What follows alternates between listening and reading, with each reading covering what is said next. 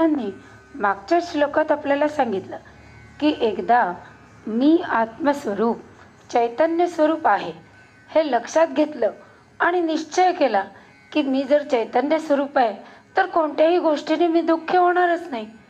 आणि हे एकदा मनात पक्क ठरवल्यावर कोणत्याही प्रकारचा संकल्प मनात येऊ द्यायलाच नको की ज्यामुळे आपल्याला व्यक्तित्व बहाल होईल. अर्थात हे शनैही शनैही म्हणजे हळूहळू होणार आहे. शनैही शनैही आपल्या मनाला उपरम करायचे म्हणजे जगापासून डिटॅच करायचे आणि त्यासाठी बुद्ध्याहा म्हणजे बुद्धीचा वापर करायचा. मग आपण आधी समजून घेतलं पाहिजे की आपलं मन नक्की डिस्टर्ब कशामुळे होतं. जर दोन वेगवेगळे देश युक्रेन आणि रशिया युद्ध करतात आहे, ऐकली बातमी तरी आपण डिस्टर्ब होत नाही. पण भारतावर पाकिस्तानने हल्ला केलाय अशी बातमी असेल तर आपण भयंकर डिस्टर्ब होतो. लाखो मुलं दरवर्षी बोर्डाच्या परीक्षेला बसतात. आपल्याला तर बरेच वेळेला त्यांचं टाईमटेबलही माहीत नसतं. पण आपलं मूल ज्या परीक्षेला असतं त्याचं मात्र टाईमटेबल आपल्याला तोंडपाठ असतं आणि त्याच्या प्रत्येक पेपरला आपण डिस्टर्ब होतो. म्हणजे घटना डिस्टर्ब करणाऱ्या या नसतातच, फक्त त्या घटना आपण स्वतःसाठी किती महत्त्वाच्या मानतोय याला डिस्टर्ब करण्याचं प्रमाण अवलंबून आहे. आपल्याला आपल्या बॉसचा राग येतो, याची कुठेतरी बदली व्हावी, हा कुठेतरी निघून जावा, याचे चांगलं नाक चेंदलं जावं असं आपल्याला वाटतं. कारण त्याच्या प्रत्येक मताला आपण महत्त्व दिलेलं असतं. पण आपण जेव्हा मनातून त्या गोष्टींचं महत्त्व कमी केलं की मनामध्ये विक्षेप निर्माण होण्याचा प्रयत्नच होणार नाही. म्हणजे बुद्धीचा वापर करून जगाच्या वस्तू व्यक्ती घटनेचं महत्त्व आपल्याला कमी करता येतं आणि मनाचा विक्षेप त्यामुळे कमी होतो. यासाठी उपाय काय करता येईल तर स्वीकार करणे. जसं आपण आपल्या आईवडिलांचं मूल असतो आणि आपल्या मुलाचे आपण आईवडील असतो. आपल्या आईवडिलांकडून आपण जास्त त्रासले जात नाही, आपल्याला त्यांचं जास्त टेन्शन नसतं. कारण ते जसे आहेत तसे आपण स्वीकारलेले असतात की शिक्षक आहे तर शिक्षक आहे, त्यांच्याजवळ पैसे आहेत नाहीत, ते दिसायला जसे आहेत तसे आहेत, तसं आपण स्वीकार करून घेतो. परंतु आपल्या मुलांकडून मात्र आपल्या खूप अपेक्षा असतात की माझा मुलगा की नाही कलेक्टर झाला पाहिजे, खेळात तर त्यांनी ऑलिम्पिकच गाठलं पाहिजे. आणि म्हणून मग आपल्याला दुःख होत राहतं कारण तो आपल्या अपेक्षा पूर्ण करू शकत नाही आणि आपण त्याला आहे तसं कधी स्वीकारतच नाही. हे लक्षात घेतल्यावर आपल्या मनाचा विक्षेप कमी होऊ शकतो.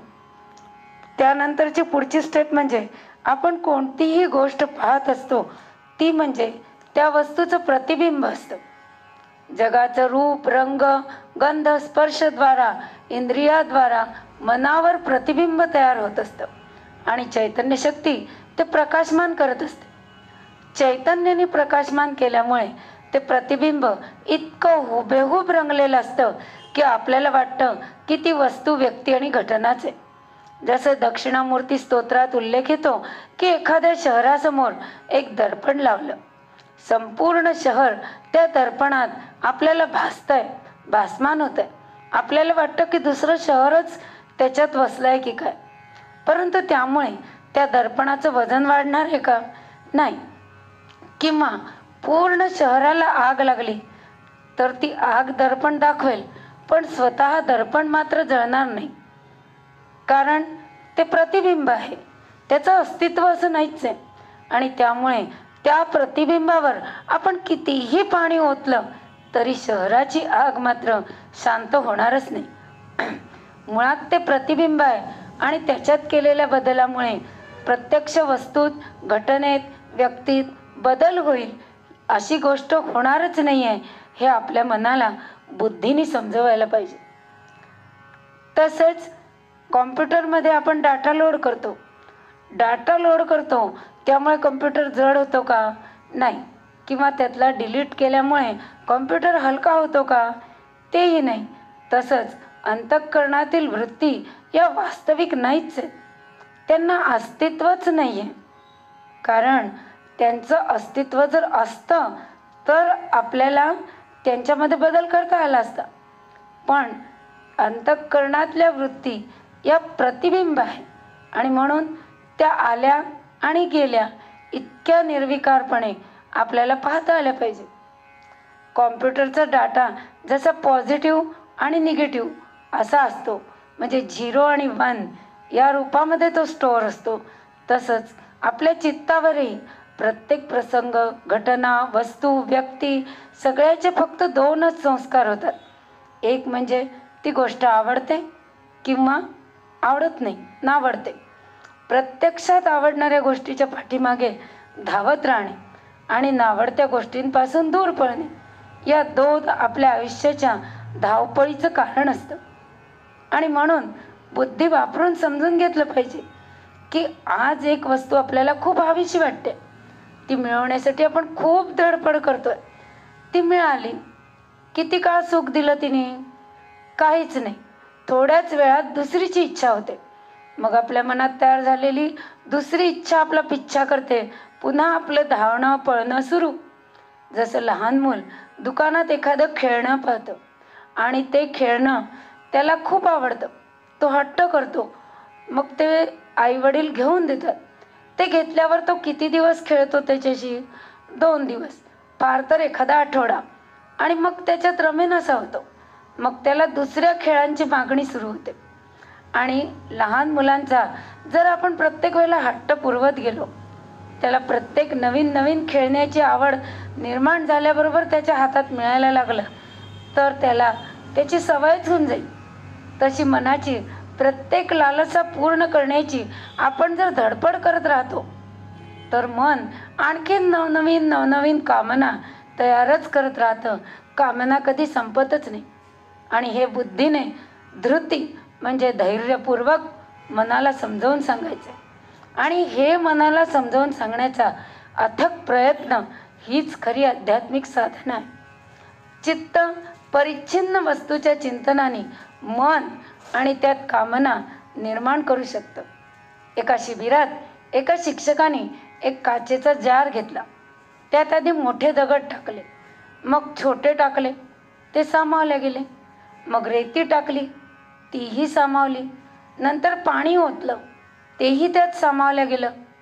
मग पुन्हा तो जार रिकामा केला आणि पाण्यानेच पूर्णपणे भरला. पाण्याने पूर्णपणे भरला गेल्यानंतर त्यात आता रेती, छोटे दगड हे सुद्धा टाकलं, तरी ते पाणी सांडायला लागलं. मग आता मोठा दगड तर मावणं शक्यच नाही. आणि म्हणूनच श्रीकृष्ण म्हणतात की मानव देह मिळाला आहे, चैतन्याची प्राप्ती, आत्मस्वरूपाचे दर्शन हे आपलं परम ध्येय आहे. हा मोठा दगड आधी मनात ठेवा आणि मग त्याच्यानंतर मान मरातब, घरदार ही रेती, मुलं बाळं हे छोटे दगड आणि बाकी आपल्या ज्या लालसा आहेत, संसार आहे तो सगळा पाणी, या सगळ्या गोष्टी मग त्यात सहज हळूहळू ॲडजस्ट करता येतील. परंतु मान मरातब, पैसा अडका हे पाणीच जर तुम्ही आधी मनात भरून घेतलं, तर सदाचार, घरदार, मुले बाळे ही छोटी दगड रेती ती मावणार नाही. आणि मग आत्मस्वरूपाची ओळख या दगडाला तर जागा राहणारच नाही. आणि म्हणून श्रीकृष्ण म्हणतात की शनै शनै हळूहळू बुद्धीचा वापर करून मनाला उपरम म्हणजे जगातून डिटॅच करा आणि आत्मस्वरूपात संस्थित करा. त्यात किंचिदपि म्हणजे अगदी लहान लहान गोष्टींचं महत्त्व आपल्या आयुष्यातून कमी करा. म्हणजे मग हळूहळू आपल्याला वृत्तीरहित होता येईल. वृत्तीरहित म्हणजे आलेली प्रत्येक वृत्ती ही प्रतिबिंब आहे, त्याच्याकडे फक्त बघा, हळूहळू ती निघून जाईल. आणि मग अंतःकरणाची वृत्तीरहित स्थिती येईल आणि तीच चैतन्य स्वरूपाची खरी अनुभूती, खरा आत्मसाक्षात्कार असेल. आता पुढच्या श्लोकात श्रीकृष्ण काय सांगतात ते आपण पुढच्या वेळेला बघूया. श्रीकृष्णार्पणमस्तु.